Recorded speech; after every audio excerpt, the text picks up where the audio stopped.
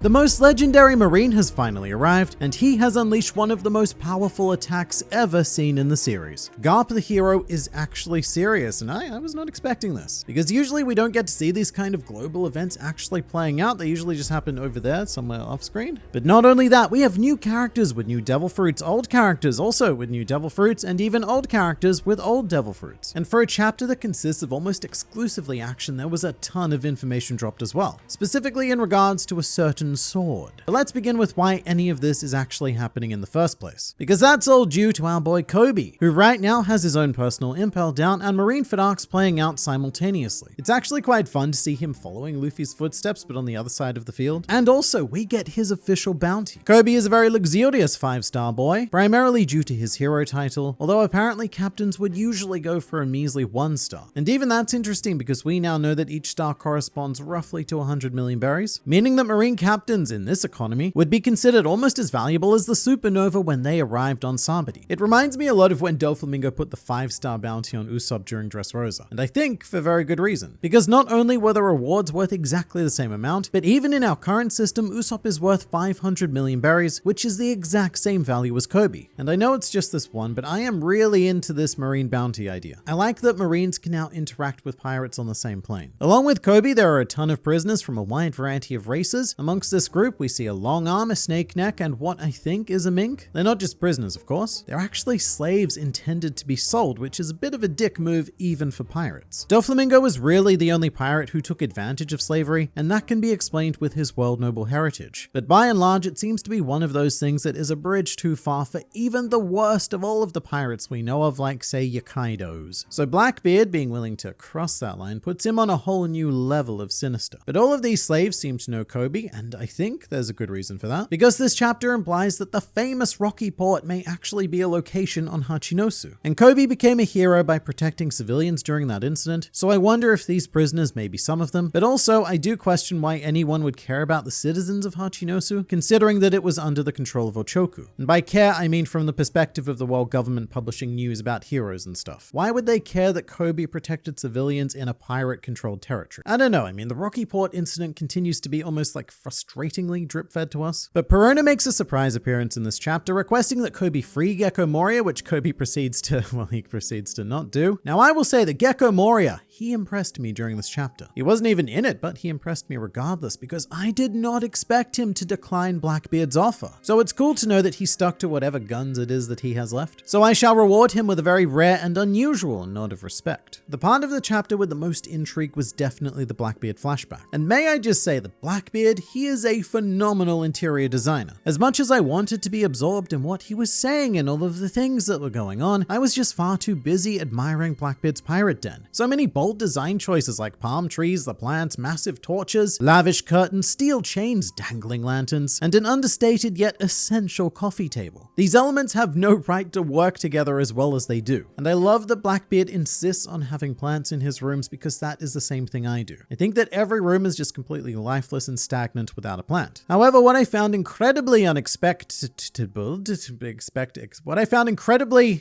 I didn't expect was Blackbeard's bizarre plan to try and use Koby to officially join the world government. I'm just gonna say it, this is kinda lame, because it's like actively taking a step down from being an emperor. Instead of being the undisputed lord of my own empire, sure, I'm willing to settle for being a mere king. And I get that this is probably just one more step in Blackbeard's ultimate plan, but it's just so counter to his current position. Although I suppose it may be a very sneaky way of making him the pirate king via a technicality. So let's put it this way. He's a pirate and then he gets officially recognized as a king. Therefore, Blackbeard becomes the pirate king. But he can't possibly expect the world government to give this even a single thought though. Not after how he already betrayed them as a warlord. I mean, they know what's gonna happen. They know that he's just gonna betray him again. Mr. Kuzan is here and he gives us the best explanation of Sword to date. However, I can't help but feel like Kuzan is doing a bit of a self-report here, because everything he says about Sword very much applies to his current situation. It's also interesting because his demeanor is so, I guess, appropriately cold. So I can't get a read on what his intentions are here. On the one hand, he might be trying to take Blackbeard's attention off Koby. However, by doing so, he is devaluing Koby and making him more disposable. As for Sword itself, this is actually huge, but it consists of Marines who have resigned their commissions and thus exist in this awkward gray area of still needing to take orders but also being free to pursue their own personal justice. So I guess it's not a secret society because Kuzan implies that it's fairly common knowledge amongst the Marines and the world government, but also it kind of is a secret society because Blackbeard's never heard of it. So I'm very much interested in how Sword actually functions, because I can see Sakazuki implementing something like this because, sometimes absolute justice calls for absolute drastic action, and Sword members could be very useful scapegoats utilized for the greater good. But also, it would have been implemented prior to Sakazuki's reign as Fleet Admiral, because Drake was assumedly a Sword member pre-timeskip. So this is at least a Sengoku era endeavor. Seeing the Blackbeard pirates on Hachinosu was a lot of fun, because we almost never get to see them without the commanding presence of Teach. So for one of the first times, we get to see how the crew interacts without their captain, which I loved because that is one of my favorite parts of the Straw Hats as well. I really like seeing their dynamics in Luffy's absence. So it was really fun to watch everyone arguing over who would cause the most damage to the island, an argument which is completely negated by Garp just strolling in and dropping the fist equivalent of a nuke, but we'll get to that in a bit. Because Sanwan Wolf appears for what I believe is the first time post-time skip, and he is dressed very much like an Elbathian giant. And while we've known about his devil fruit for quite a while, this is the first time that it's been named. It's the big fruit, and it makes you big. However, if you already start out big, then it makes you big.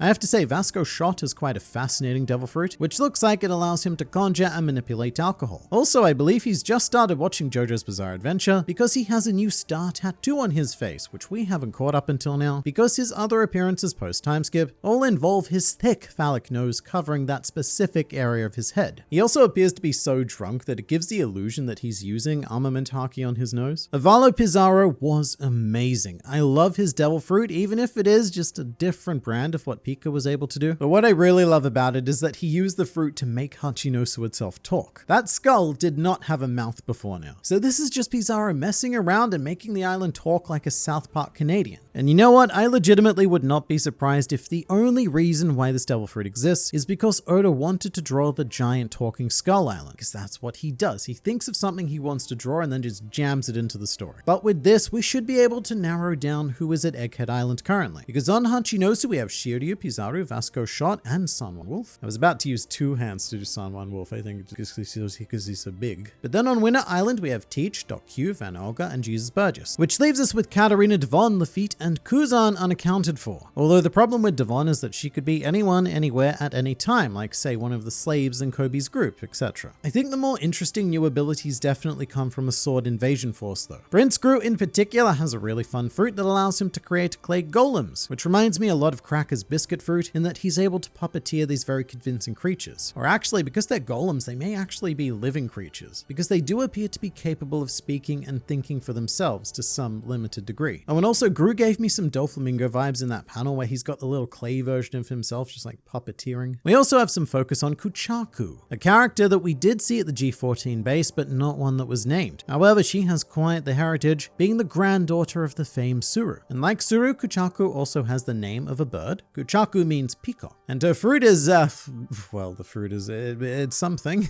Despite the heavy sexual overtones, it's actually incredibly useful, allowing Kuchaku to manipulate the location around her, which in the context of military tactics is like going into a war with creative mode on. That's something I really appreciated about this chapter in general. We almost never get to see any kind of tactical warfare, because this series is about pirates, and pirates are chaotic, and the Straw Hats in particular are very punch first and think later. But the strategy being used here is almost identical to what happened during Marineford, luring the pirates into an enclosed space and then smacking them from above. Hibari is also here, and at first I was really confused about what was going on with the flowers, but these are actually the special GP flowers that we recently saw in the Germa cover story. The ones that a very deranged looking Vegapunk won a peace prize for. I guess the logic is that you fire some sort of tiny seeds that rapidly grow in the gunpowder. I'm not actually sure. I don't actually care. It's pretty cool. It's cool either way. And I definitely did not expect these flowers to actually become relevant, so that in and of itself is also cool. Also, Hibari definitely got her tsundere on in this chapter, with the whole "don't get the wrong idea, Koby, you baka. I didn't come here to save you or anything," which I think it's kind of meh. I've never really liked the tsundere archetype. I mean, it might be fun for a high school romantic comedy, but it feels a bit out of place here. However, what feels perfectly on point is Garp's Galaxy Fist, clearly using Conqueror's Haki, and not only that, but this may be the most devastating use of Conqueror's Haki we've seen to date, because Garp is nowhere near those buildings, yet he's able to project his Haki far enough to just obliterate everything, including very potentially his own protege. But like, we're used to seeing Conqueror's Haki something like this, where there's like, a clash happening and there's like a teeny bit of space in the middle. But this is on a whole different level. It really puts into perspective just how lucky Sakazuki was to escape Marineford with his life, and also just how powerful Sengoku was to be capable of holding Garp down. As alluded to before, there's a very sweet moment where Garp calls Koby his protege, a moment which is then followed by Garp firing a galaxy punch directly at his protege. But Koby is the grandson that Garp always wanted Luffy or Ace to become, and Garp's words about Koby being the future of the Marines hit me right in the shanks, because it's very similar to what he believes about Luffy being the future of pirates and the willingness to invest in that. It really makes me want a Luffy-Koby team-up. And maybe that's the Roger Garp alliance of this generation, Luffy and Koby versus Blackbeard. Also, Garp, amazing entrance, but I'm pretty sure you plagiarized that maneuver. I have no doubt that the flying ship was inspired by seeing the Thousand Sunny take off at the end of Order 7, and Garp here has probably just done his own version. Whether he threw the ship or just punched the air like really, really hard, doesn't matter, either way, I love it. It's also very similar to how Luffy entered Marineford, of course. And with that in mind, I'm starting to worry a bit for old Garp, because what he's doing right now I think can be described as very Whitebeard. Invading the territory of a global superpower to retrieve a single human at a ripe old age, and potentially setting himself up for one legendary last stand. I'm not going to worry too much for now though. I think I'm going to start worrying if Blackbeard himself shows up, because I think that Garp he's too big of a character to be brought down by, I don't know, Vasco shot. But I'm definitely starting to worry about Garp, and I'm realizing that I'm not quite ready to lose him yet. These sorts of chapters leave me feeling ominous in general though, because so many times in One Piece we've been hit by a heroic showcase only to have the situation very swiftly flip. Like when the vassals had their moment against Kaido. They had some very glorious chapters, not many, but some. But heroes winning that easily, it isn't particularly dramatic. And things are really only going so well right now because none of the heavy-hitting Blackbeard pirates are actually doing anything. And you know, there's a reason why they were level 6 prisoners, and there's a reason why they're the Titanic captains, and next up, I think it's their turn to take the stage, with all of their new and wacky fruit powers. And we'll be doing a deep dive on every new devil fruit introduced in this chapter in the next video.